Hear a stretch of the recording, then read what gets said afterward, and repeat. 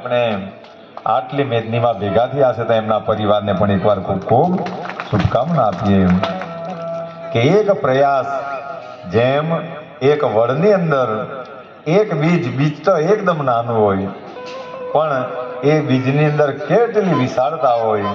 એ વડનું બીજ ચકલા ખાય અને પછીથી એ વડનું અસ્તિત્વ આવે.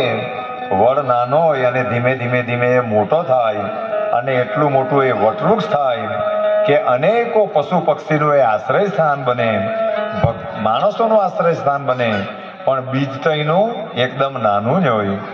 તેમ આ વિલેશભાઈએ જે તે સમયે બાબા પ્રત્યેની જે નિષ્ઠા રાખેલી અને આજે પણ બધાને યાદ છે. જયરામભાઈ સાથે મારી રસ્તે વાત થઈ કે બે જણાએ પણ એ ધર્મની ધજા લઈને પંચલાઈ સદગુરુના ચરણમાં આવતા હતા તો બેની જગ્યાએ આજે આટલી વિશાળ મેદની થઈ ગઈ છે. તો આ વટવૃક્ષ મોટું થયું અને આજે આ ભક્તોએ અંદાન રાખેલું છે. તો અંદાનનું વિશેષ મહત્વ છે કે આ દુનિયાની અંદર માણસો અંદાન કરે. આ કળિયુગની અંદર જો કદાચ માણસે કલ્યાણ કરવું હશે તો બે જ બહુ મોટા પાસા છે કે એક દેને કો ટુકડા ભલા અને લેને કો હરિનામ. આ બે પાસા એવા છે કે જન્મ જન્મના કલ્યાણ કરનારા છે. તો સાંઈ બાબા હંમેશા કહેતા કે ભૂખાયા પેટે ભગવાનની ભક્તિ થઈ શકતી નથી.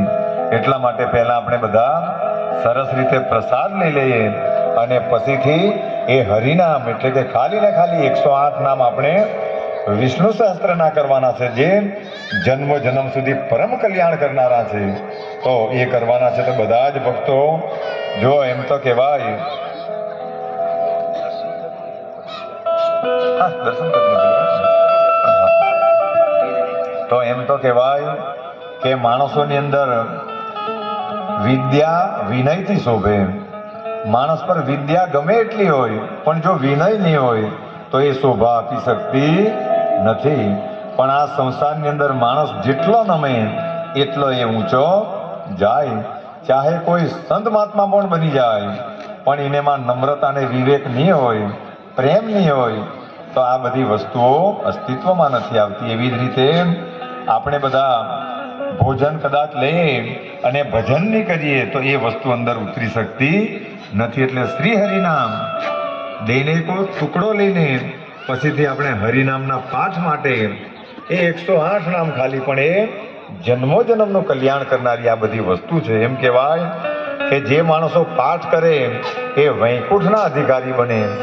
આ લોકમાં તો સુખ ભોગવે પણ મૃત્યુમાં દેહ છોડ્યા પછી પરલોકમાં પણ સુખ ભોગવે એવું આ નામ છે હરિનું.